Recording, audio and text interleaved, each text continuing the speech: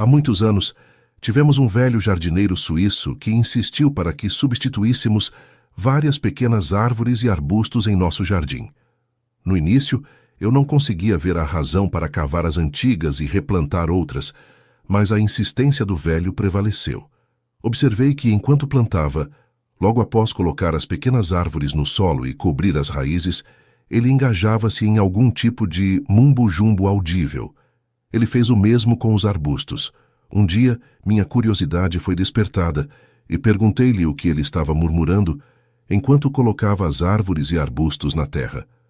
Ele olhou para mim com um olhar penetrante por um momento e então disse: "Você pode não entender, mas estou falando com eles, dizendo que devem viver e florescer. É algo que aprendi quando era garoto com meu professor no velho país. Tudo o que cresce deve receber encorajamento, e estou dando a eles." Certos humanos parecem ter uma espécie de afinidade com as plantas, que as plantas parecem sentir. Milhares de jardineiros profissionais plantam sementes somente em determinados momentos da lua. Superstição, você diz? Talvez seja misticismo prático. Os investigadores de Yale concluíram que campos elétricos desempenham um papel importante na vida das plantas, e certamente essa é uma observação científica.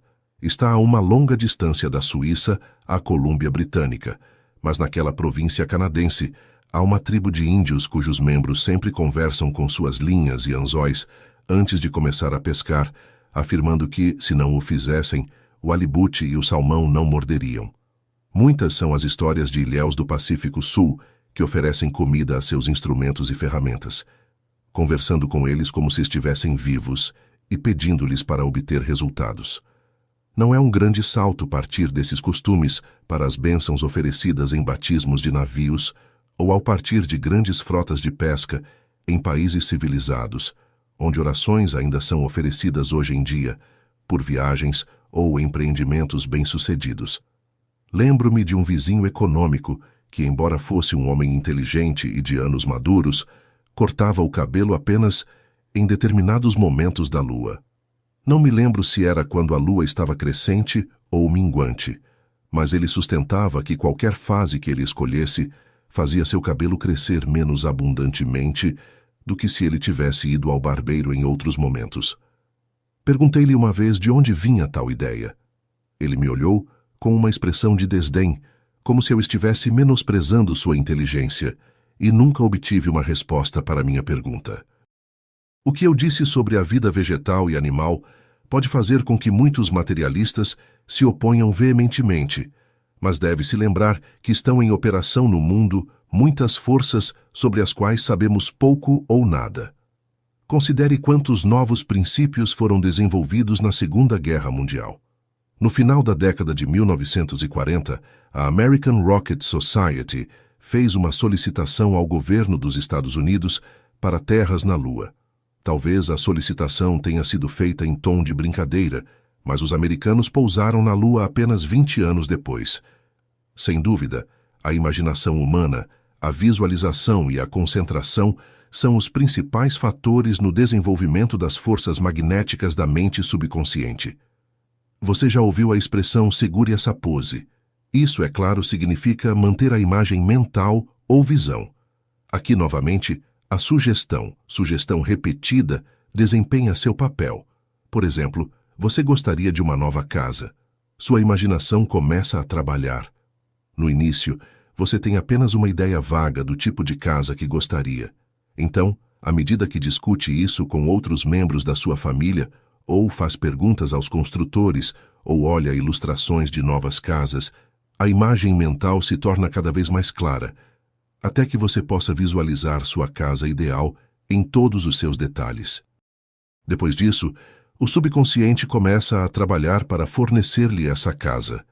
Ela pode se manifestar de várias maneiras, mas você realmente se importa se você a constrói com suas próprias mãos ou se ela vem até você por meio de compra ou pelas ações de terceiros?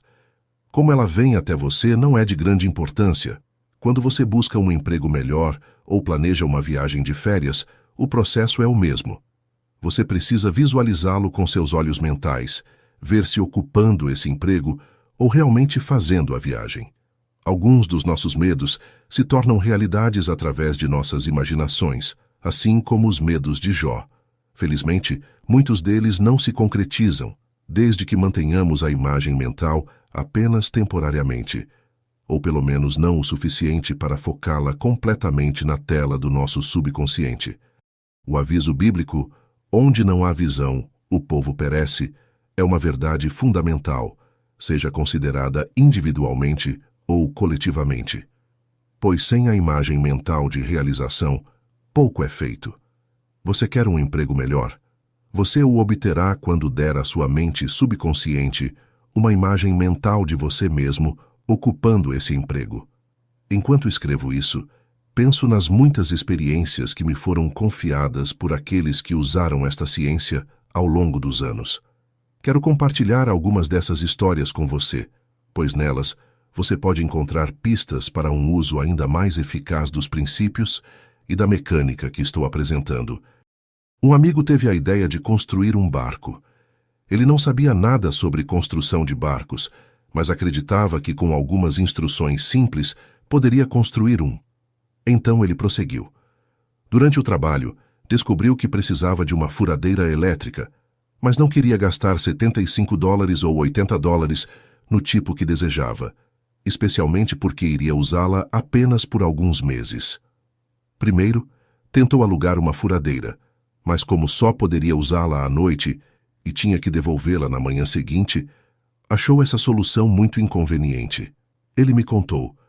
Comecei a pensar numa noite que em algum lugar havia uma furadeira para mim e que ela viria até minhas mãos. Quanto mais eu pensava nisso, mais acreditava que era possível. No entanto, nada aconteceu por vários dias. Então, numa noite, um amigo que possuía uma garagem considerável, um homem que eu não via há alguns anos, veio me visitar. Ele também estava interessado em barcos, e ao saber que eu estava construindo um, disse que gostaria de ver.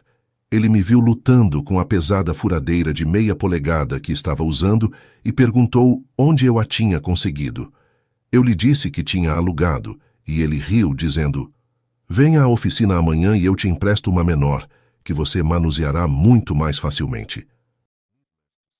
Eu a peguei e a mantive durante todo o período em que construí o barco. Uma experiência semelhante aconteceu quando eu estava cortando as costelas.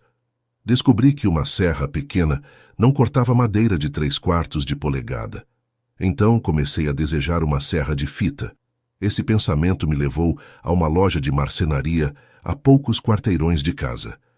Eu poderia usar a serra de fita se pagasse ao proprietário 50 centavos por hora de uso. No entanto, descobri que estava correndo de casa para a loja, primeiro para ajustar as costelas e depois para moldá-las, e estava perdendo muito tempo no processo. Eu frequentemente dizia a mim mesmo que deveria haver uma maneira mais fácil de conseguir o uso de uma serra de fita, e havia. No domingo seguinte, outro amigo veio ver como o barco estava indo. Quando eu lhe contei que estava sendo atrasado sem a serra de fita, ele também riu, dizendo: "Comprei uma quinta-feira e não vou usá-la por um tempo. Tenho que arrumar minha oficina e, enquanto isso, você pode usá-la." Na verdade, ele me entregou a serra naquele mesmo dia e eu a mantive por vários meses. Eu terminei o barco. Outro homem me contou como conseguiu usar uma escada de extensão de 30 pés para pintar sua casa. "Pensei em empreender a pintura no meu tempo livre", ele me disse, e comecei a procurar onde eu poderia conseguir uma escada. Encontrei lugares onde eu poderia alugar uma, mas os requisitos de tempo fixos não se ajustavam aos meus planos. Não sei quantas vezes eu disse a mim mesmo: "Você vai encontrar uma escada." E eu encontrei. Era o dia da memória. E enquanto estava no meu quintal, notei que um vizinho do outro lado da rua estava usando uma longa escada para lavar as paredes da sua casa. Eu o chamei perguntando onde ele havia conseguido a escada. Ele me disse que tinha comprado quando comprou a casa. Naquela tarde, a escada estava no meu quintal e eu a peguei emprestada por várias semanas. Um outro homem me contou que logo após Pearl Harbor, ele estava procurando um recipiente de lixo de um tamanho específico, mas devido às prioridades de guerra, não conseguia encontrar o que queria. Ele visitou lojas de segunda mão, lojas de junk, padarias e garagens para encontrar o tipo de recipiente que queria, mas sem sucesso. Estava prestes a perder a esperança quando, uma manhã, notou trabalhadores fazendo reparos em um prédio de concreto do outro lado da sua casa. Eles estavam usando um material impermeabilizante de exatamente o tipo de lata que ele havia imaginado para seu próprio uso. Ele perguntou ao responsável pelo trabalho o que seria feito com o recipiente quando o trabalho fosse concluído, e foi informado de que seria deixado no chão para ser levado. Ele então explicou suas necessidades, e alguns dias depois, o recipiente estava na sua garagem. Os trabalhadores não apenas o esvaziaram, mas também o lavaram e esfregaram antes da entrega. Eu levei meu carro a um mecânico para reparar o sistema de ignição, depois que vários mecânicos falharam em localizar o problema. Eu contei a ele como o carro estava agindo, e depois de ouvir, ele disse: "Acredito que posso consertá-lo." Eu comentei casualmente: "A crença é uma grande coisa, não é? Você pode apostar. O pensamento é a maior força do mundo, e os patetas riem quando você fala sobre isso." Ele respondeu de forma cáustica. "Eu não, estou interessado," eu respondi. "Conte-me sobre algumas instâncias em que você demonstrou o poder do pensamento." Eu poderia passar o dia todo contando sobre seu poder, pelo menos em minha própria vida. Conte-me mais. Bem, eu o usei frequentemente para conseguir mais negócios. Na verdade, este local atual é resultado disso. Como você sabe, fui incendiado no meu antigo local há algumas semanas, e encontrar um espaço como este na cidade é quase impossível. Durante 2 ou 3 dias, fiquei preocupado em não conseguir encontrar outro local e pensei em tentar trabalhar para outra pessoa. Então, uma noite, decidi que continuaria com meu próprio negócio. Esse foi o ponto de virada. Antes de ir dormir, disse a mim mesmo: você encontrará um local dentro dos próximos dias. Esse poder do pensamento ainda não falhou." Eu fui dormir com plena confiança de que o local surgiria. No dia seguinte, fui ver o pintor onde havia levado o carro que salvei do incêndio e mencionei que estava procurando outro local. "Isso é engraçado," ele comentou. "Você pode alugar este espaço. Acabei de comprar o prédio no bloco ao lado de um proprietário que queria se aposentar. E assim estou aqui, em uma avenida principal e com mais negócios do que posso lhe dar." Sei que alguns leitores dirão que essas são meras coincidências, mas meus arquivos estão cheios de coincidências semelhantes. Para alguns de vocês, podem ser apenas isso, mas aqueles que conhecem esta ciência sabem que essas coisas acontecem como resultado de um pensamento intensificado ou da criação de imagens mentais. No entanto, voltamos a uma questão de opinião. A diferença de conclusões entre aqueles que acham que isso é tudo bobagem e aqueles que sabem que as coisas que pensamos se materializam conforme sua natureza. Novamente, somos lembrados do que disse Paracelso: homens desprovidos do poder de percepção espiritual são incapazes de reconhecer qualquer coisa que não possa ser vista externamente. É bastante aceito que a mente subconsciente funciona como resultado de imagens projetadas em sua tela. Mas se houver algo errado com seu aparato de projeção ou o slide original, a imagem projetada fica borrada, invertida ou totalmente em branco. Dúvidas, medos, pensamentos contrários, todos conseguem borrar as imagens que você deseja projetar conscientemente. Aqueles que têm imaginações bem desenvolvidas, como grandes artistas, escritores e inventores, possuem a habilidade de visualizar ou criar imagens mentais quase que à vontade. No entanto, com a mecânica que eu ampliarei mais tarde e as explicações já dadas, qualquer pessoa que a siga não deve ter dificuldade em conseguir ver com os olhos da mente as coisas, objetos ou situações que desejam na realidade. Um dos maiores pescadores que eu conheci usava esse método de visualização. Ele podia sentar em um barco com 1 ou 2 outros e puxar trutas após trutas da água, enquanto seus companheiros, usando o mesmo tipo de isca e aparentemente a mesma técnica mecânica, lançavam seus anzóis nos mesmos lugares repetidamente, sem resultados. Eu perguntei a ele sobre isso uma vez e ele riu, respondendo: eu coloco o velho Squeezamagin-Tum, sua palavra para magia, neles. Eu, figurativamente ou mentalmente, desço lá onde eles estão e digo para eles fisgar a isca ou a mosca. Em outras palavras, eu os vejo mordendo o anzol e acredito que isso funcionará. Isso é tudo o que posso lhe dar em termos de explicação. Essa história foi contada a outro pescador que não tinha a sorte do primeiro e ele zombou disso. Ridículo, ele declarou. Todo bom pescador deve conhecer o córrego, os buracos, os hábitos dos peixes, o tipo de isca ou moscas a usar, e ele pegará os peixes se estiverem lá.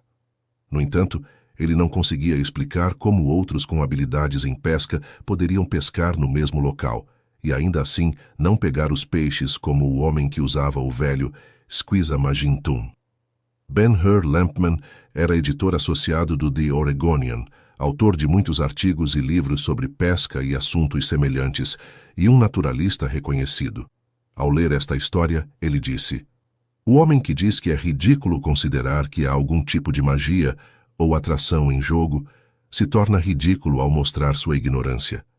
Eu não posso explicar como seu amigo sempre tem tanta sorte em suas capturas, além de dizer que há algo decididamente psíquico sobre a pesca bem-sucedida. Qualquer um que tenha estudado os hábitos dos peixes e tentado pegá-los, cedo ou tarde, percebe que há mais na pesca bem-sucedida do que simplesmente lançar uma isca ou isca em um lugar onde os peixes deveriam estar. Apenas o que a relação é entre mente e peixe, se houver, eu não posso explicar. Mas, tendo sido um estudante dos peixes, seus modos e hábitos praticamente toda a minha vida, eu sei que na pesca bem-sucedida há um fator ou elemento inexplicável, chame-o como quiser. Sem dúvida, no reino dos fenômenos psíquicos está a explicação da chamada sorte do pescador ou do Squeezamagin-Tum de seu amigo pescador bem-sucedido. Eu não sou pescador, mas se essa lei da atração funciona de outras maneiras, não há razão para que não possa ser usada vantajosamente na pesca. Por muitos anos, eu estive interessado no jogo de golfe e fui membro de vários clubes. Eu frequentemente jogava com um homem que havia sido um dos campeões mundiais de tênis em seus dias mais jovens. Ele era um dos jogadores de curto alcance mais impressionantes da costa do Pacífico. Com seu mache ou mache niblick, ele podia colocar a bola em qualquer local desejado no green com um parado seco, tão perto ou tão longe do buraco quanto desejasse, e geralmente terminava com um putt. Seu putting também era uma arte a se admirar. Um dia, ele surpreendeu todos em nosso grupo com o que poderia ser chamado de tiros fenomenais. Como você fez isso, George? Eu perguntei. Bem, ele respondeu, você já jogou handebol e squash e sabe o que significa colocar seus tiros na parede frontal. Você intuitivamente coloca a bola alta ou baixa, ou de forma que ela rebata em uma parede lateral, ou resulte em um kill ou uma bola extremamente baixa.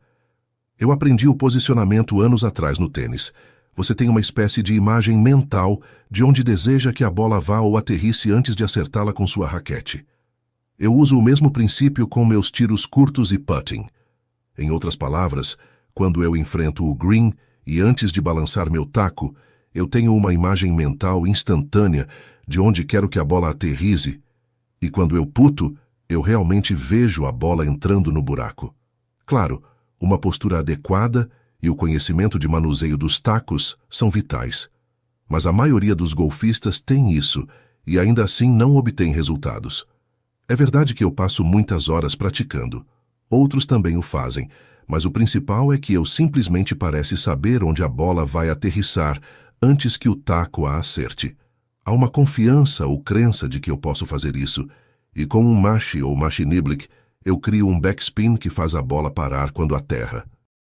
Para você que pode levantar as sobrancelhas com isso, vamos examinar os fatos dados em uma história de jornal escrita em meados dos anos 30 pelo famoso escritor esportivo Grantland Rice.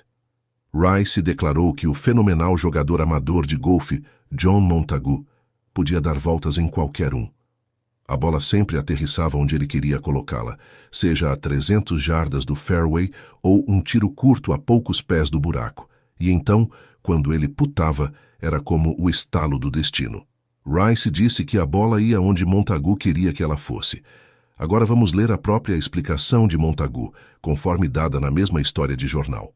O golfe para mim é jogado com a cabeça, mente ou cérebro, ou o que você desejar chamar. Claro, há fundamentos de postura, empunhadura, swing, mas eu devo ter uma imagem mental clara e limpa do que estou fazendo antes de jogar o tiro. Essa imagem mental assume o controle da reação muscular. Se não houver imagem mental, o que acontece é um mero palpite. Isso significa quase interminável concentração de pensamento se você estiver sob pressão, e não há emoção em nenhum jogo a menos que você esteja sob pressão. Jane Sarazen, um dos maiores profissionais de golfe de todos os tempos, usava métodos semelhantes em suas partidas. Seu pequeno livro, Golf Tips, tem muito a dizer sobre imagens mentais, objetivos, concentração e confiança. Todos os golfistas ouviram falar dos perigos mentais. Na realidade, eles são bunkers, armadilhas, perigos de água, etc. Mas na imaginação de muitos, eles são obstáculos formidáveis que colocam medo nos corações dos jogadores. Em um campo onde eu costumava jogar frequentemente, havia um buraco com água. A distância do tee até o buraco era de cerca de 120 jardas, atravessando um pequeno lago com aproximadamente 50 pés de largura, um tiro fácil com um mache ou um mache niblick para o jogador médio. Por um longo tempo, um membro do clube, que havia sido um grande jogador de beisebol e futebol em seus dias mais jovens, nunca conseguiu superar esse obstáculo de água.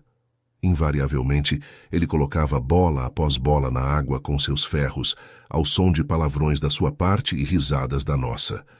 Finalmente, com o passar dos meses, ele começou a usar seu spoon e bater a bola muito além do green. Um dia eu disse a ele: "Eu sei que a água te engana, mas da próxima vez, apenas apague da sua mente a imagem da água entre o tee e o green e veja. Mentalmente um fairway curto e fácil diante de você." Na primeira vez em que ele seguiu a sugestão, sua bola caiu a poucos centímetros do buraco. E a partir daquele momento, ele me contou mais tarde, enquanto ele seguisse a técnica de apagar, nunca teve problemas. Mas quando ele não conseguia se concentrar na sua própria imagem mental, devido às brincadeiras dos outros membros do seu grupo, ele encontrava dificuldades. Ao observar muitos jogos de sinuca e bilhar, estou convencido de que certos jogadores habilidosos influenciam a direção e a queda das bolas por controle mental, embora possam estar completamente ignorantes do poder que estão usando. Se isso pode funcionar com uma bola de golfe, certamente pode funcionar com uma bola de bilhar. O naturalista Roy Chapman Andrews contou a história de um homem de San Antonio, Texas, que com um rifle de calibre .22 disparou mais de 14.500 tiros em pequenos blocos de madeira lançados no ar sem errar um único tiro. O Sr. Andrews enfatizou seu perfeito timing e precisão notável.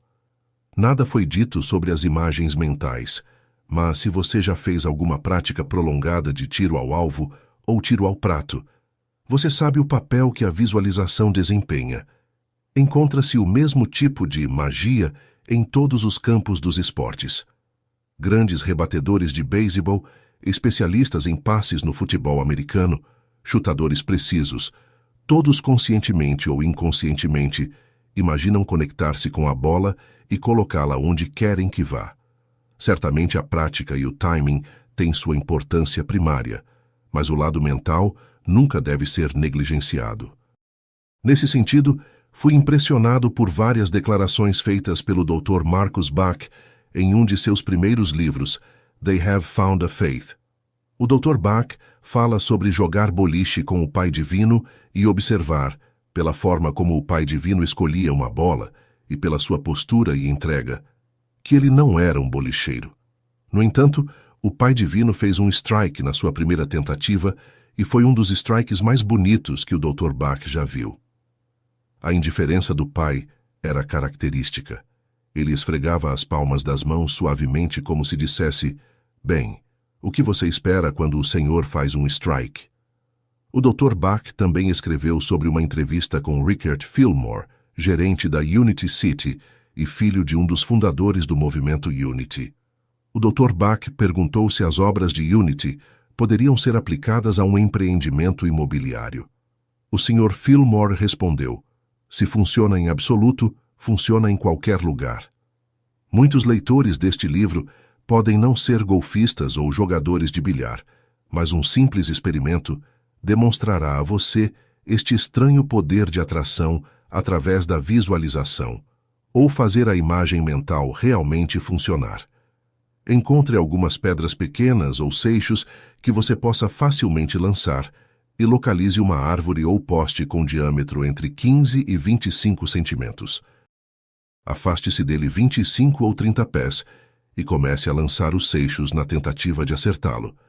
Se você tiver um alvo médio, a maioria das pedras ficará fora do alvo. Agora pare e diga a si mesmo que você pode atingir o objetivo. Obtenha uma imagem mental da árvore figurativamente, avançando para encontrar a pedra ou do seixo realmente colidindo com a árvore no ponto onde você quer que ele atinja, e você logo se encontrará fazendo uma pontuação perfeita. Não diga que é impossível. Experimente e você provará que pode ser feito, se apenas acreditar nisso. Nos primeiros dias da racionamento de gasolina durante a guerra, a maioria das pessoas não considerava obter cupons adicionais uma ofensa criminal. Um amigo descobriu que não tinha gasolina suficiente para ir ao seu lago de Patos. Em um domingo, ele me contou como conseguiu cupons suficientes para fazer várias viagens aos locais de tiro. Eu estava prestes a desistir da ideia de caçar patos neste outono, quando me ocorreu que poderia colocar essa coisa mental para funcionar e conseguir mais gasolina. Claro, todos ao redor do escritório sabiam que eu queria ir caçar patos, e a maioria deles sabia do meu problema. Se eles passaram a palavra para seus amigos, eu não sei, mas eu consegui mais cupons do que você pode agitar um bastão. Eu tinha uma imagem constante de ir caçar e usar meu carro e de alguém me dando cupons de gasolina. Pode ser bobagem, mas eu consegui os cupons. Até um amigo agricultor me deu gasolina de sua cota. Agora vamos levar essa mesma ciência para a cozinha. Já lhe ocorreu que os chamados bons cozinheiros usam essa mesma ciência, alguns conscientemente e outros inconscientemente?